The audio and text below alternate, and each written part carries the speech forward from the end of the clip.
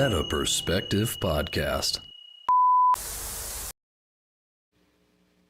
Hello, and welcome to Meta Perspective Podcast. We're your hosts, Alex, Evan, and the girl. This is a show where we talk about deep and interesting topics and try to get to the heart of the idea through multiple perspectives.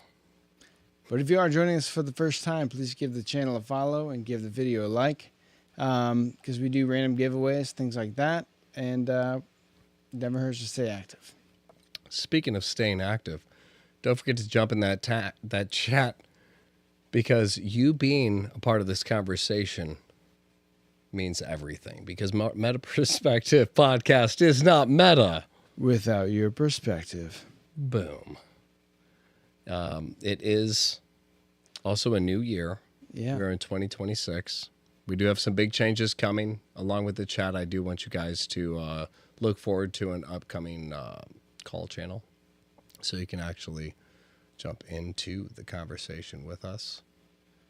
Yeah, we got the chat pulled up there, and yeah, let us know what you guys think, because we'd love to interact and respond to anything that you guys chat.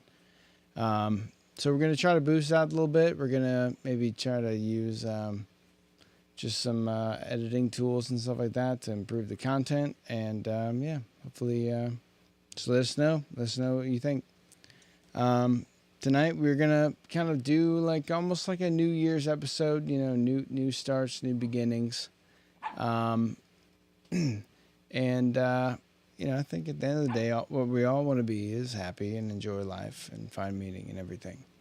But that is, it's been hard to achieve in our modern society because of all the distractions, everything like, you know, everything that a perfect life is painted before you, you know, the fame and the influencer life, that kind of thing. Like everybody kind of inflates, you know, just the human experience. So a lot of people probably feel like they're missing out, like they're not, you know, successful. They don't have these things. But, you know, and a lot of people work to get that, and they end up sacrificing a lot of themselves to get these things. Like if I'm going to be happy, then I need to be successful. So I'm going to sacrifice my happiness to achieve success. And that's just the wrong way to go about things. And so, yeah, we're going to be talking about that tonight. A lot of sacrifice and, you know, just how to better yourself and move forward and improve. Yeah, I mean, I think you said it well. I think a lot of people's pursuit of happiness nowadays is kind of gauged on what they see online. So I think the standard and bar for happiness has been reset. I think it's been redefined. I think back in the day, even 30 years ago, 40 years ago, I think it was kind of a wide consensus. Like happiness came from like achieving something, accomplishing something, like being proud of something. Like it was basic definition. Like why is that person so happy? Well, there's an answer. Well, because that's the blah, blah, blah's daughter. They got all the money.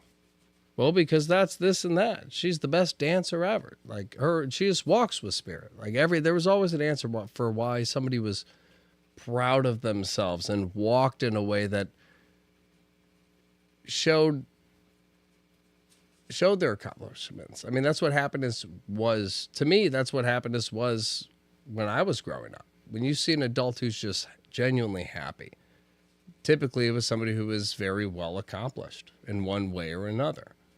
It was good discipline. It was it was hard work, that not just in the real world, but in themselves, you know, really chipping away at themselves to build somebody who could not just maybe create a company, but somebody who could be the face and name and voice for it. You know, somebody who could navigate it and like use the company as like an exoskeleton, where it's like, when I get in this company, I'm part of the brand. You know, then you have somebody else who doesn't get this stuff. They become a part of a like a no-brainer company and you watch it fall apart. It's like, I mean, you look at a Blockbuster. There's plenty of ways Blockbuster could have jumped up with the money Blockbusters. But I'm just saying, a normal person who's basing, just, that stuff falls away. Because if you're chasing... I'm sorry, that is really distracting. Can you get them to... Can you... Where's that taser? No, just kidding. Just kidding. Canines. Just kidding. It's a puppy taser. It's a Petco brand. Just kidding. It's not a taser at all. Ha ha ha. You nut. Hyped. But Yeah, the point of what I was saying,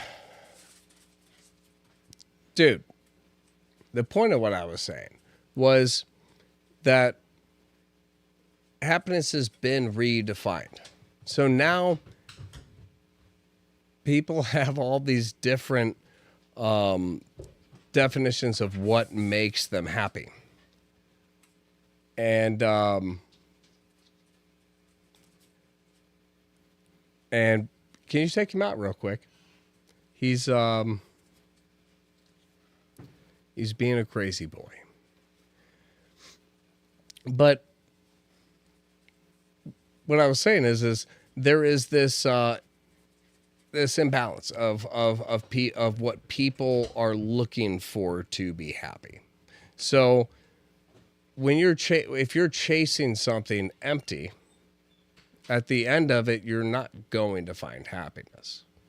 When 30, 40 years ago, you didn't hear nobody said like chase money. I mean, back then, everybody said like money doesn't bring happiness. It was a very clear message. The way for happiness is accomplishments, achievements, things that make you proud of yourself. What makes me feel like I could build something that I could use or sell? Like a skill, a craft, something I could be proud of myself for. But if we have a whole generation of people who don't have any real life skills, who are convincing themselves they're happy because of accomplishments that don't actually add anything, I think that is one of the biggest issues. Is most of us are chasing things that don't bring real happiness, and we're not asking the question, what makes me happy? Well, okay, yeah, I see what you're saying, and I think that's right. I mean, basically, people have equated happiness and success in a certain way where it's like, your achievements is measurable things. But I think it kind of comes down to this kind of idea of like almost like a finish line mentality where people kind of set goals of sometime in the future when I achieve this, then I can have this. And that's usually like a self thing. Like once I get this promotion, I will be successful. I will be happy. Yeah. Once I do this, I can buy this car or something. So like we kind of do that, which is, it's a good thing to do, to set goals and to follow through and measure yourself by that.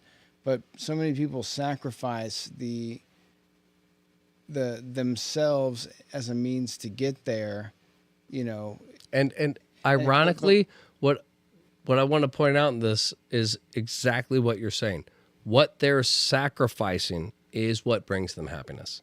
They're sacrificing the part of themselves that will find real happiness. Right. Like me, it's like the example. You could sit there and take over a company that makes a ton of money. If I'm not good with people, I got money. I'll hire somebody who is.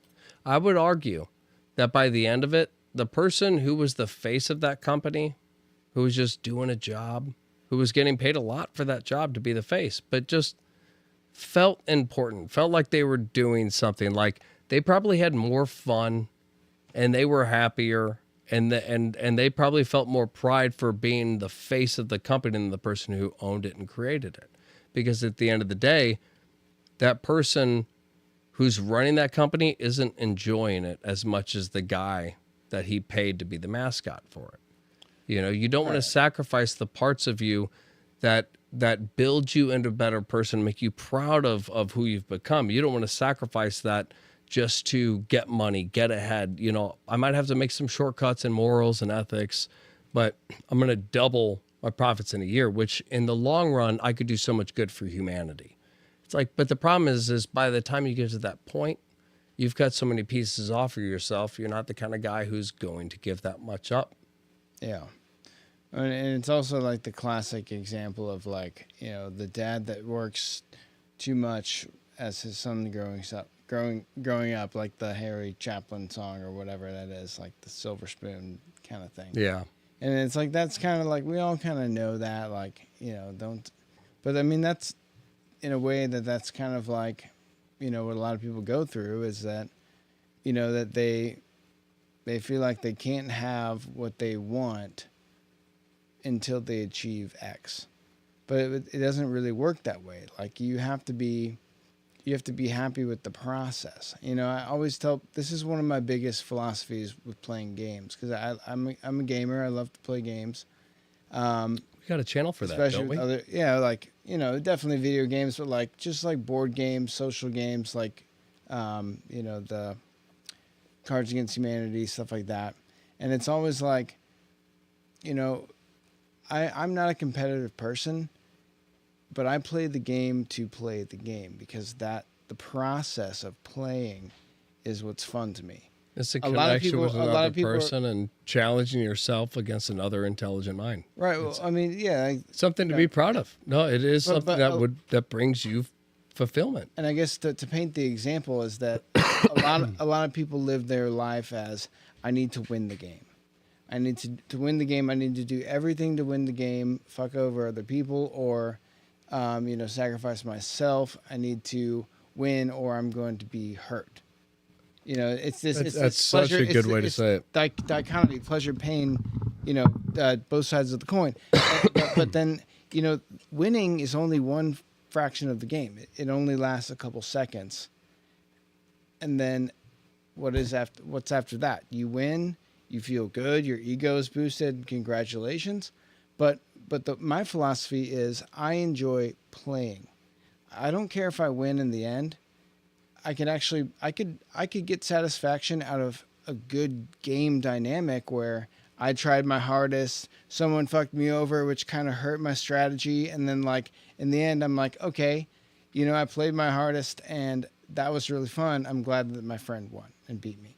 I don't feel bad winning or bad losing, and then, you know, he gets to win and we both feel good.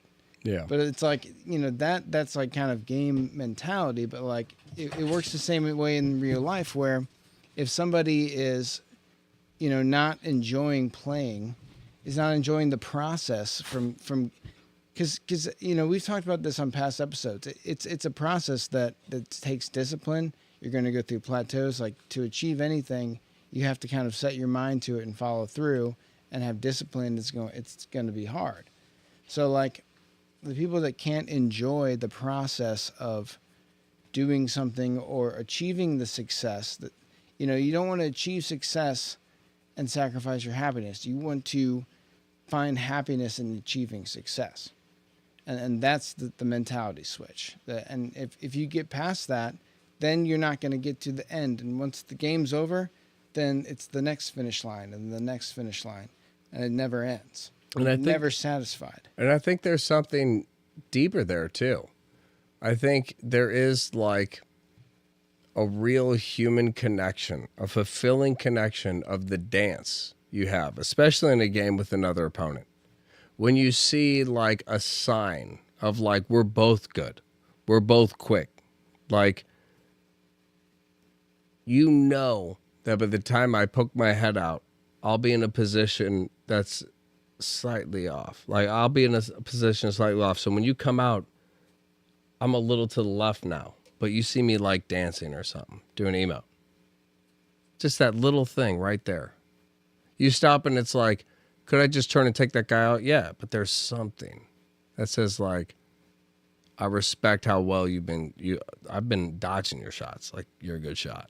And part of you is like, this guy's good. The fact that he did that, just to dance and say like, just know that I'm good too, but I respect you. Just it's those little things where, especially in a video game, it doesn't take much, but it's just one certain act and it speaks volumes, and it's like, oh, we already have a connection here. And it's that dance after that of shooting, and like there's a friendliness and understanding. And then it becomes, okay, with all due respect, we're going to really show off for each other. Like I'm going to look at you as the highest grade, and I'm going to treat you as that. Like no hold back. I'm going as hard as I can against this person. That's the experience. If you just play the game where you just run and gun and that's it, and it's just natural, just reaction, and it's like, great, you become the best of the best, but it dies so quick, you lose it all. It's the interactions you have that make it worthwhile, and I think that's the biggest thing when it comes to games, when it comes to business, when it comes to anything, is it's that human interaction that makes it fulfilling. When you take a business and, like you said, you switch those morals and ethics just a little bit. And like, yeah, you're a successful company, but you don't know the names of your employees. You don't like that. Like you now, even just with a little tweak, yeah, well, you're twice as successful, but you look at, because you don't talk to the people that work for you, because you don't hire them yourself. You just have a position for people to fill. It's like it's hard to say you even look at them as people when it really comes down to it. You're not even trying to get to know them. They're helping build your company. These little things to me are huge. Yeah. And it's in a game, when I played Call of Duty and I was slaughtering, I mean, it didn't take too long before it got old. And it's like, what am I doing this for? I'm not making friends. Everyone hates me. Killing everybody. But it's like, it got to a point where it's like, I have more fun bringing people up with me. And I think that's the idea of community, working together, having a purpose, all this stuff. You know, it's not about chasing what you like stuff you see on Instagram, like you brought up in the beginning. You know, it's like if you see people online, like, look at all the stuff I have, I'm so happy. It's like, you don't know they're happy. They might just think that they feel kind of happy in the moment, making a video, bragging to you, knowing that you don't have it, so that you can look at them and say, I want to get there. But for what? So that I can be happy like them. You don't know they're happy. Like, find something that makes you happy. Yeah. You know, don't just like crush people going up. You know, that's not gonna, you'll be rich with stuff. You know, like happiness comes from feeling proud of yourself and knowing that when you talk to somebody, you can either help them, knowing that either you're rich enough that you can support them, knowing that you can add some kind of value. And I think that's what 2026 should be for everybody, is looking deep down to what makes you happy and saying, is the decisions I'm making, is it adding value? Even if it's playing a video game and you're just being goofy. Yeah. It's like, are you the person who's just going to be like, I'm going to be the best #1 streamer. I'm going to stop competing with the best of the best for something that's pointless. Try to be the best streamer because people like you the most. People like playing with you the most. When they watch you play, it's the most entertaining. Try to appeal to the fun side of yourself instead of trying to just step on everybody on the way to just be #1. Try to stand out as #1 for you. You'll feel a lot better doing it. Yeah. And you'll have more friends. Yeah. I mean, that's a good point in a way, like painted the metaphor of like, you know, like dancing emoting in a serious moment. It's like, you know, you want to have, that's how two good players should be dancing together, where it's like, when I go to shoot you, you move right at that moment. It's fractions of seconds, and we're so synced up. It's neither of us can get each other. Right. That's a dance. It's so well orchestrated. It's lightning in a bottle, those perfect moments. It's like, I guess it's when you're actually respecting the other person, and part of you goes, I could outsmart them and trick them here, but there's a certain level of respect and connection that humbles me and grounds me. Like, hey, I'm going to play fair. I'm going to be ethical and moral. And you know what? I go to play fair, and I see he moved to the side. He could have taken me out. But instead, he's dancing to show me, I respect you. I respect you too. You know, there's a deep, if he just took me out, I would sit there and be like, what an asshole. I thought he understood. I thought he felt that moment of like, okay, we're good. We're cool. No, I appreciate the dance metaphor. You get the idea. I was just talking about the idea of dance. I just want to dance. Of taking a serious moment and then injecting something that is not serious that could make you fail. It's like, if somebody's shooting at you in the game of Fortnite or whatever, and then you do an emote or something like that, like, obviously a person who's very focused on achieving this goal and will sacrifice anything to win is not going to do that. But it's like that is a metaphor for how you need to approach these things where, in a lot of ways, you are going to have to sacrifice yourself by working hard, by you putting in the extra time or whatever. But I wouldn't call it sacrificing. If you're working hard on the right things, I wouldn't say sacrifice. I would say investing. Because you're only going to grow as a person. So, like, as you grow what you do, you also grow yourself. Versus losing yourself, like sacrificing yourself and losing what you should be gaining, instead losing for benefit of something else that's not inside. What I'm talking about is if you need to do that, which, to achieve certain things like you do, like even just working out or achieving... working towards the body that you want, it's going to be hard to do. But you're not sacrificing yourself. You're investing. No, you're right. And that's all I mean. But you're sacrificing your time and your effort and your it's hard. Yeah, it's a level, but it. But you're the one suffering, not other people. What I was working towards was key. that you need to find a way to have fun with it. Don't take it as seriously as. In order to enjoy the process, you have to basically take the process and mind hack it so you enjoy it, or you're gonna stop one day. You have to learn to enjoy your own suffering, right? Or at least like if I see something I'm working at, like working out's the perfect example. It's gonna hurt. I don't want to do it, and it's time consuming, but I'm investing in myself.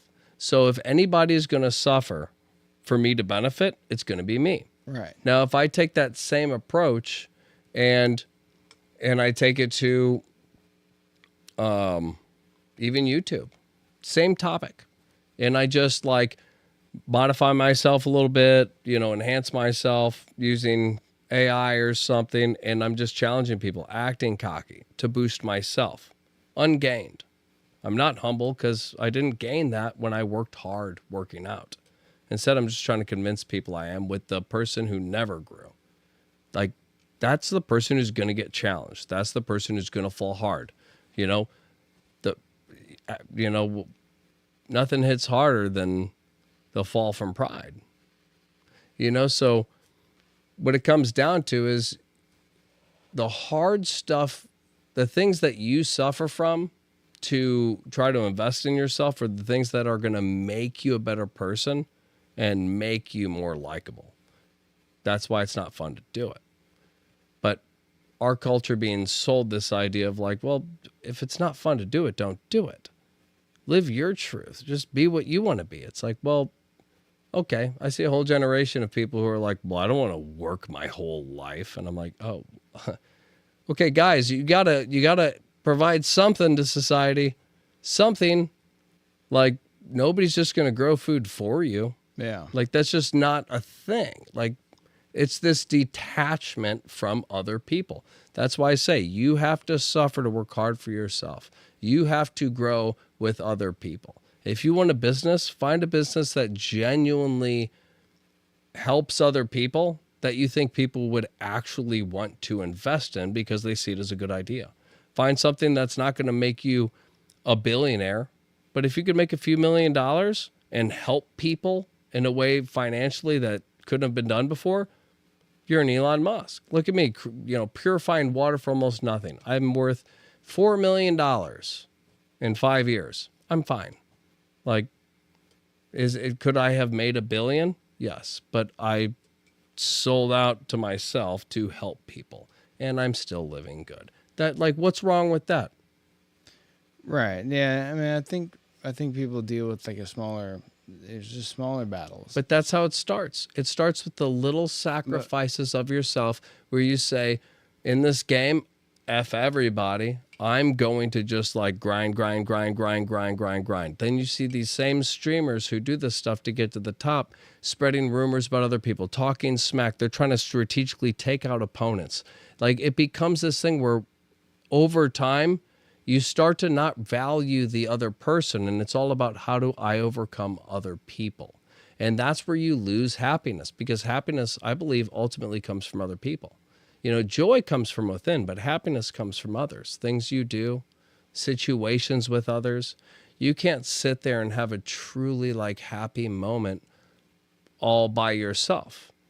You could say like, well, I was sat there and I looked at a picture of my grandma who passed away and I was by myself and and the memory was with another person. The point is, happiness really comes from other people. And the more you sacrifice other people for a pursuit of happiness, instead of pursuing happiness by sacrificing yourself, it's going to be hard work. It's going to suck. It's going to hurt. But you're the one who is suffering to grow, to learn to make other people happier by being able to see the problems they have and instead of reacting, helping. You know, seeing the people who don't know what to do and give them the advice and the courage and motivation to inspire them to get it done. You know, it's like, it's not that hard to make a difference. It's just, are you a person who looks at your own happiness as benefiting from other people's suffering? Or are you somebody who says, I'm going to be happy by working hard and suffering for other people? You know, I think it's all about perspective. Meta perspective podcast. Yeah. Yeah, I mean,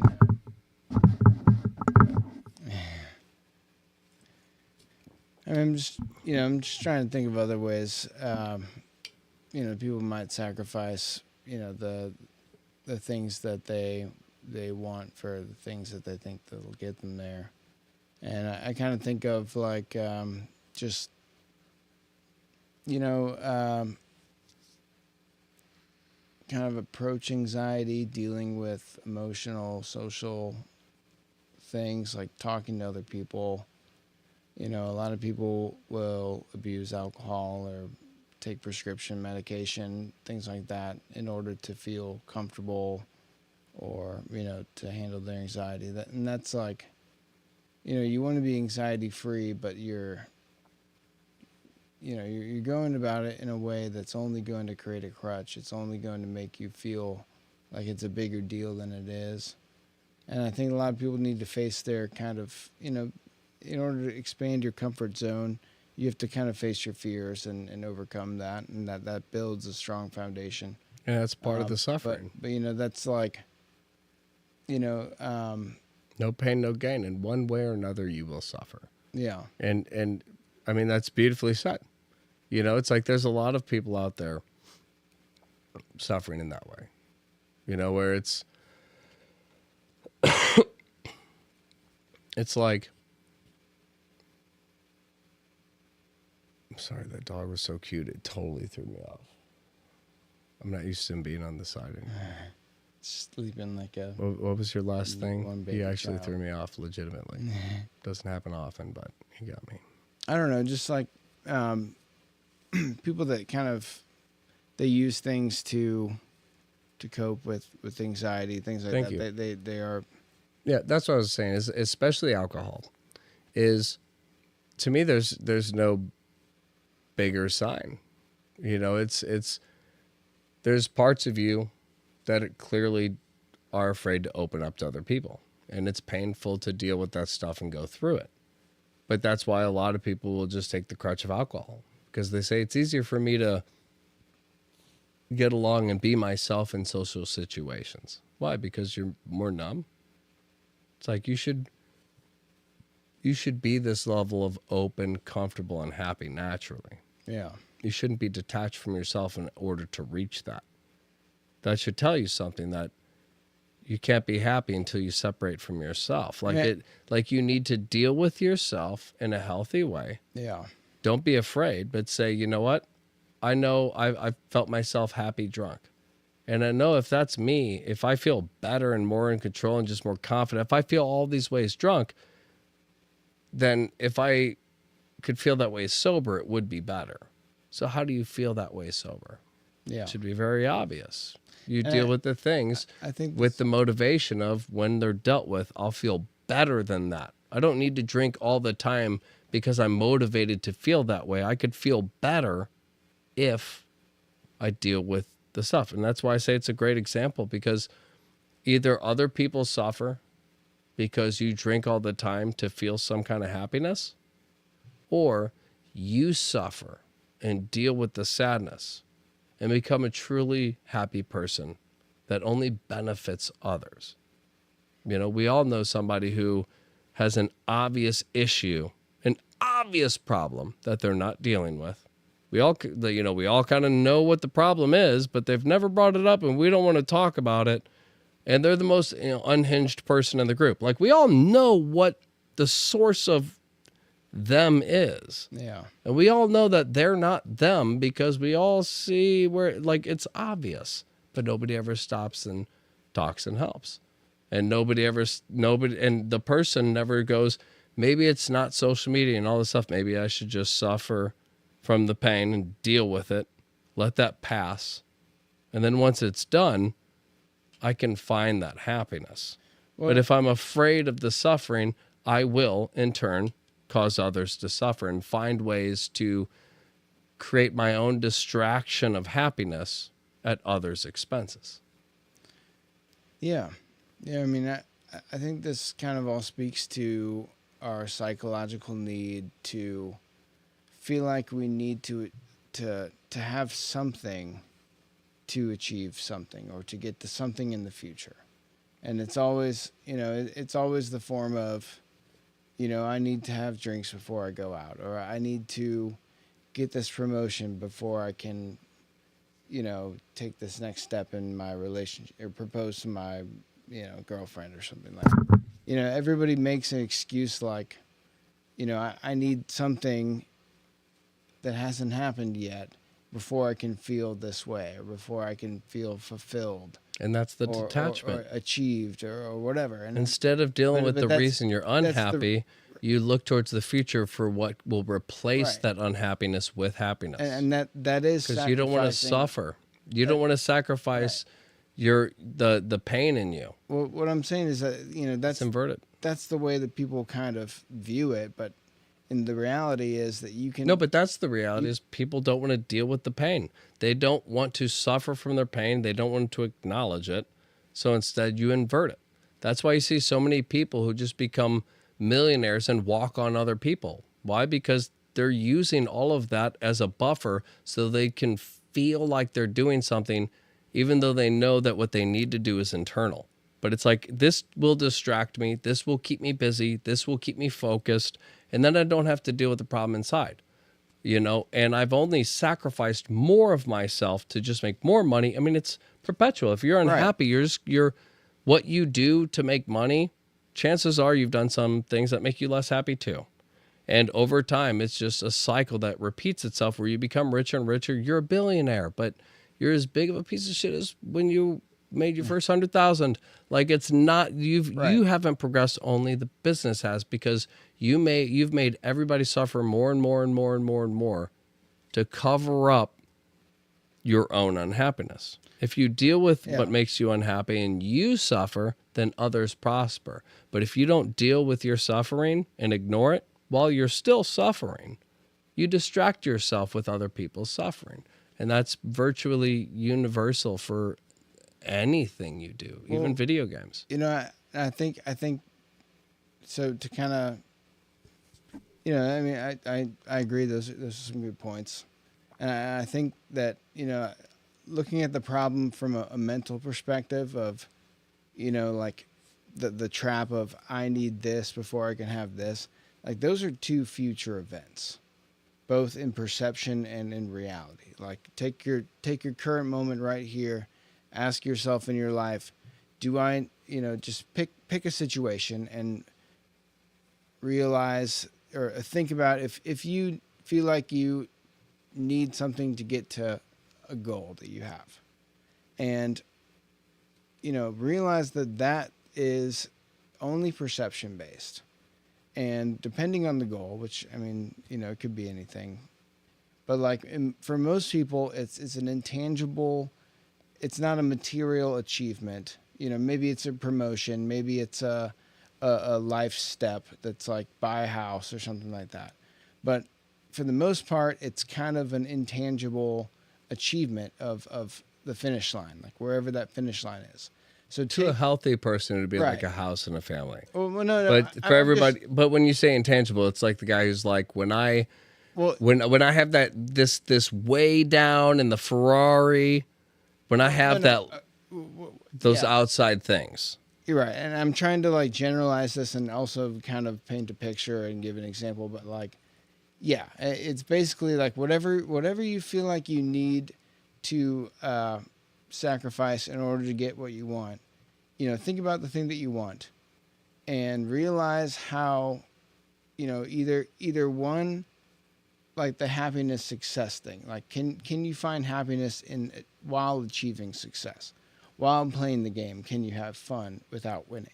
You know, it's this enjoying the process of going through, you know, getting to the other side and achieving something is how you would approach this. Or if it's something that you have to only, if you achieve it or if you don't, then it matters, you know, towards your situation, then you need to find a way to, you know, enjoy the process of doing it, or at least, you know, soften it psychologically, where it's you're not sacrificing other things in your life, like working extra hard to buy the house, but you're neglecting your family. You know, these are very dynamic situations, but like, you know, the goal is not necessarily,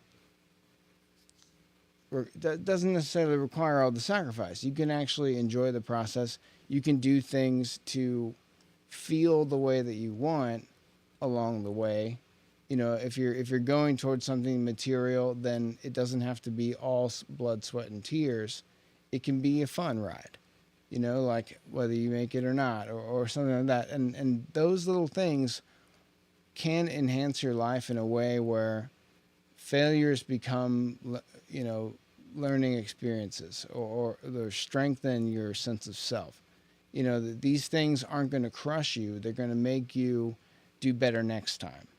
And then that's the approach that you need to work towards. And you know, like things like helping people along the way, that's going to give you that feeling that you want of being successful, because as we talked about earlier, success is not measured correctly now. You know, what people think success and having Ferraris and big houses and all that, that's a material version of success. But what most people want is meaning, and they want the people in their lives to, you know, be influenced by them, and to have a dynamic like community.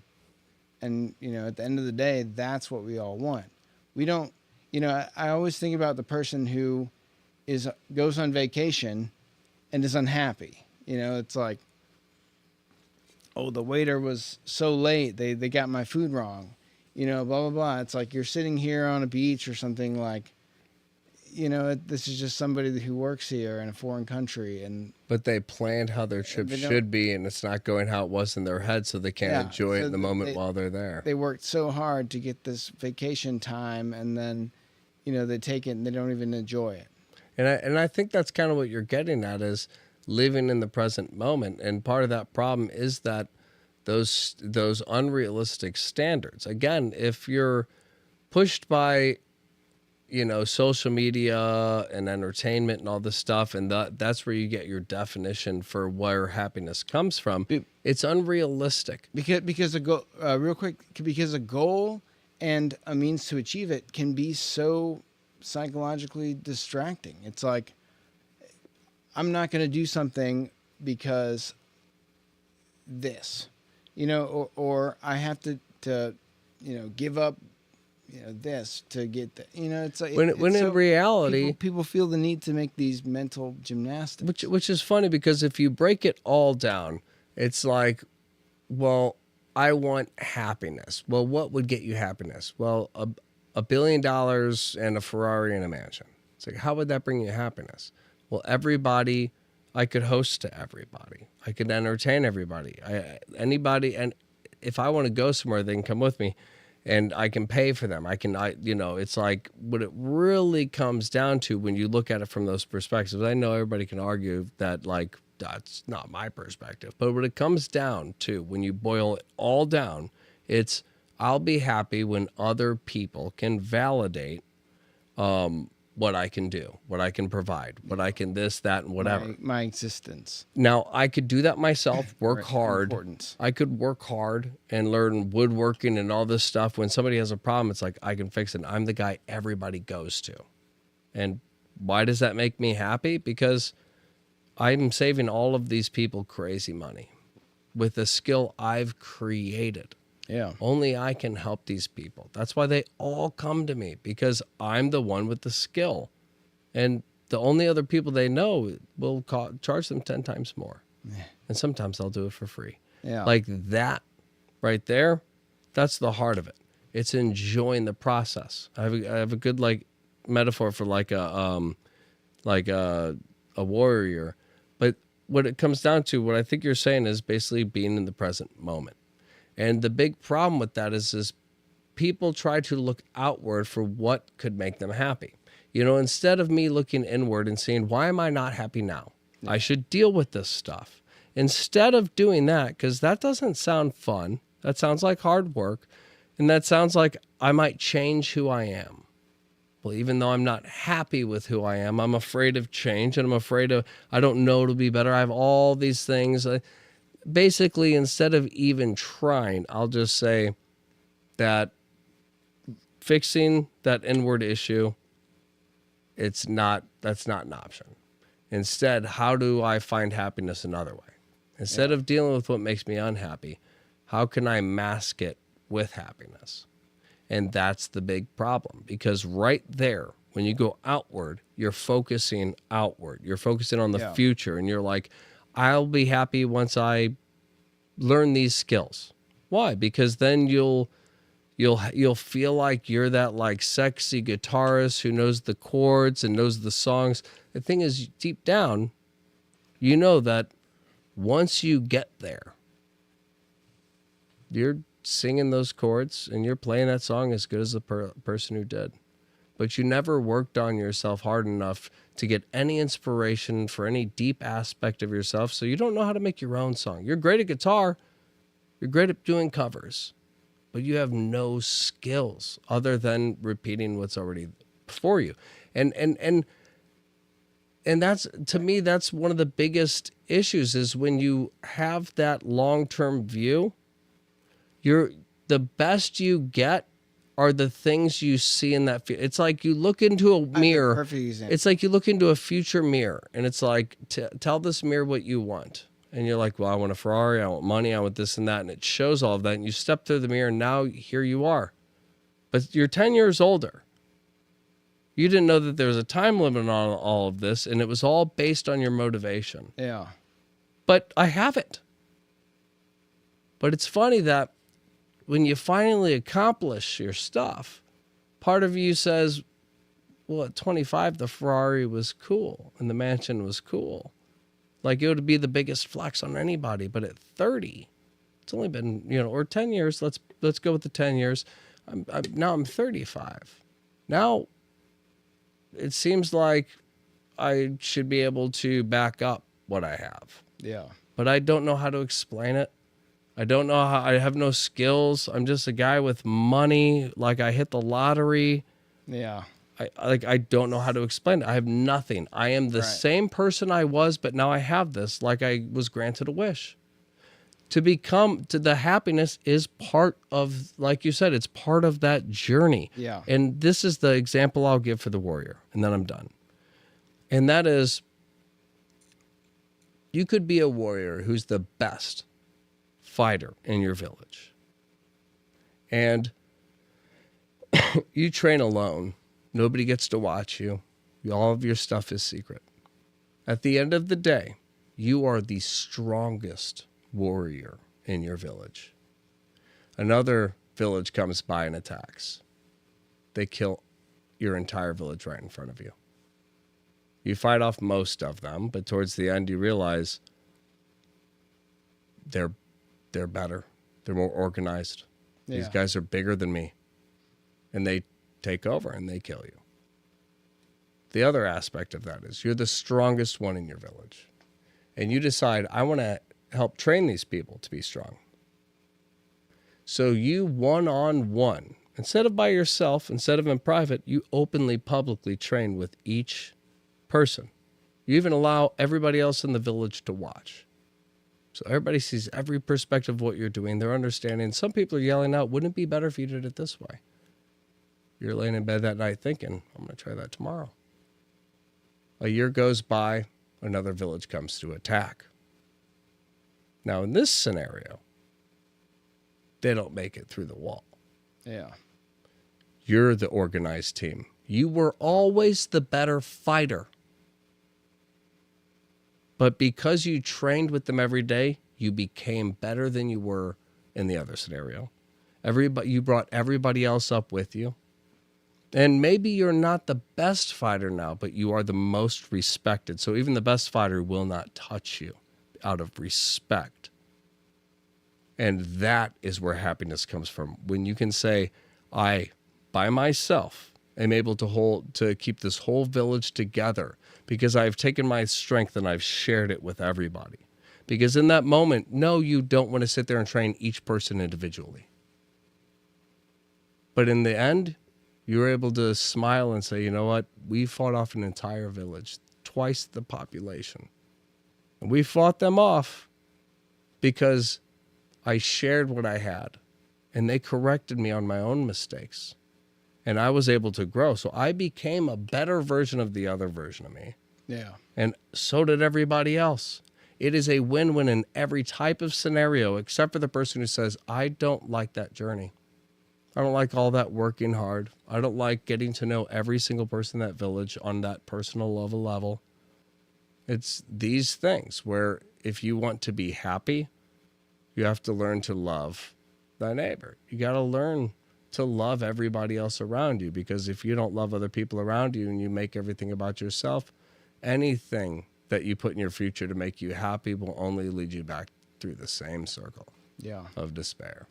I think that's a very important thing. And it, just to kind of close off, my part of it is that's probably the most important thing is the people around you. And, it's not about this idea of what society views you as, or your success or your achievements. It's what the people around you feel about you and your family and your friends and all that. And to give my example, kind of goes off what you said, but also what you were saying about, the guy who plays the covers. It was a musical example, because at one point in my life, I was in a high school band.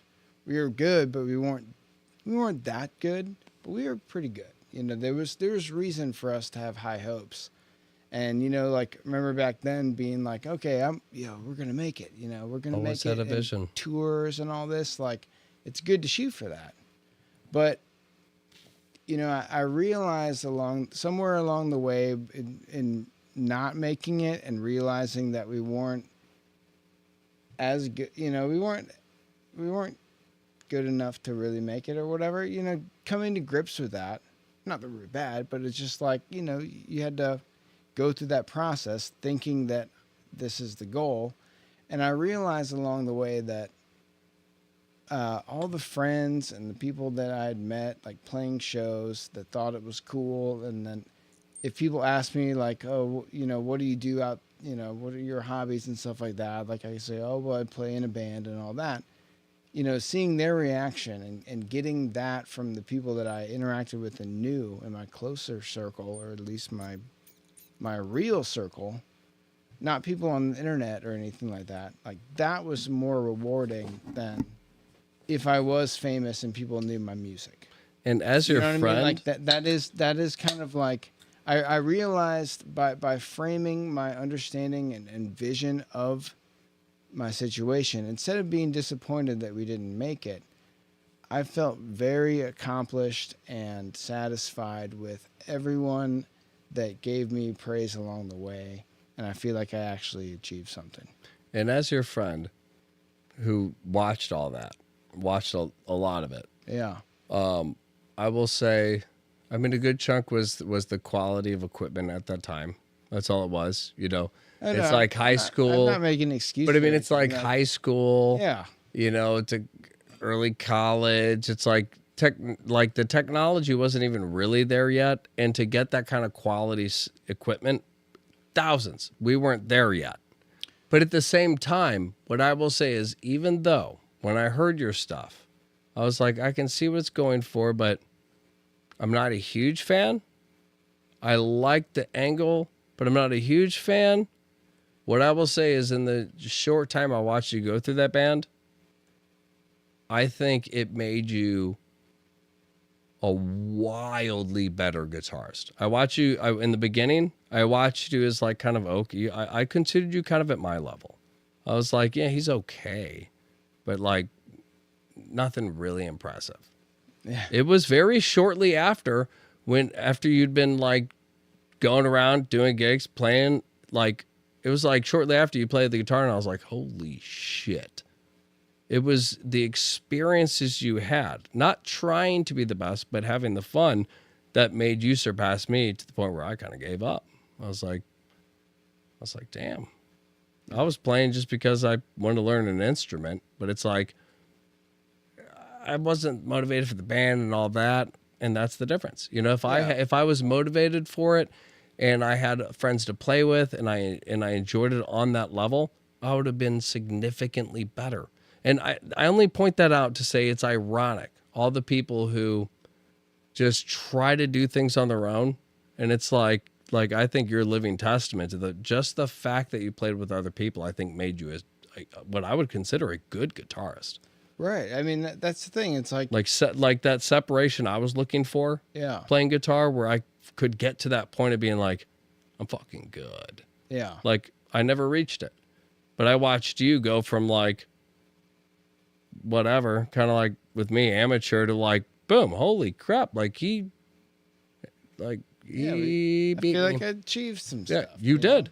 And you did. And it's simply because you weren't trying to compete to be the best guitarist. You weren't like, your goal was, let's go out and have fun tonight. Let's play, let's jam together. Let's have this experience as friends and try to work as a unit. And the better we get, maybe we'll get to a point where we're so uniform that people just feel this perfect flow and we start to separate ourselves. It's like, whether it happens or not, you became an amazing guitarist versus having high standards, destroying a band because they don't meet expectations. And by the end of it, you're not any better than you were in the beginning. Yeah, being a huge douche along the way. But there's so many people who do that and they don't really progress. You know, you could join a band and become that could be the most stagnant thing you ever do if your goal is your own future. Because again, nobody's going to match into that. You have to sit there and, like you said, it's the moment. You have to sit there and say, if I'm trying to achieve something, if I'm going for happiness, I have to be with other people. I have to sacrifice parts of myself and I have to work hard. Yeah. And when I do that, I'm going to be better for the group as a person, but I'm also going to work better with them when we're playing. We're going to sync up better. Like, let's all find our rhythm instead of you guys trying to get on mine. And I think that mentality of everybody else get on my rhythm is what's destroying so many people's happiness, because they have such high standards for what will make them happy that when happiness knocks on their door, they're just like, no, this isn't how I picture it knocking. Yeah, they end up using people. Yeah, it's taking your pain and, again, masking it with what you think are accomplishments, regardless of other. It's like you look at somebody like Bill Gates. Anybody can say like, well, he's successful. It's like, yeah, but how many people do you know talk about Bill Gates as being such a great person? Yeah. It's like, how much has he has he sacrificed? Yeah, exactly though. How much of how many of us can sit there and say like, thank goodness for him? You know, it's like, or are most of us just kind of looking at it as like, he's a billionaire? Maybe a couple Africans that received certain vaccines that may or may not have cured them of disease. It didn't. None of them did. No, I'm kidding. We should end with that. But I do think that what it comes down to is the people who stand out the most through history are the ones who said, this isn't going to be easy, this isn't going to be fun, but I'm putting everybody before myself because I think I might be able to help it. And then everybody else who will look at that example and say, well, I'm not that person. I'm not that historical figure. So I can't offer that. It's like, but they weren't at your age either. They became that. You can become better. But if you look at these things as unrealistic, you're setting your standards to strive for less and separating yourself from becoming a better person, if it's anything materialist.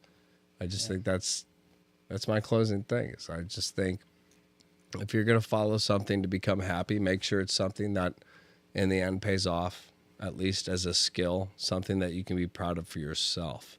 Because I could build a whole company. I could in 1 year build a company that's worth $10 million. And at the end of the day, I'm still going to look at it and be like, I have money.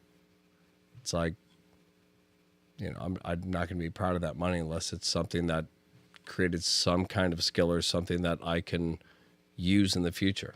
If you lose that money, you have to know how to get back to it. And I think every big millionaire who has any brains in his head will tell you, like, it's not just the money. It's about the endurance. It's about the understanding. It's about using it in a way that can come back. And you're not going to be able to jump back from a loss unless you have friends and other people who are sitting there ready to help bring you back up. Not people who are like, finally, Mr. Burns dropped. You know what I mean? Yeah. You want people who are like, let's help pick him back up because he's what made us powerful. Yeah. It's all about the friends. Yeah. Love the people. Love your friends. Enjoy the process of life because there's no finish line. It's always a starting line every day, all the time.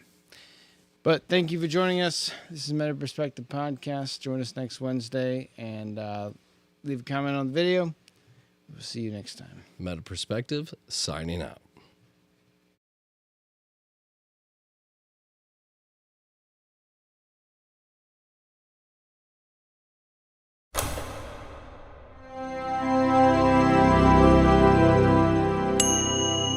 Meta Perspective Podcast.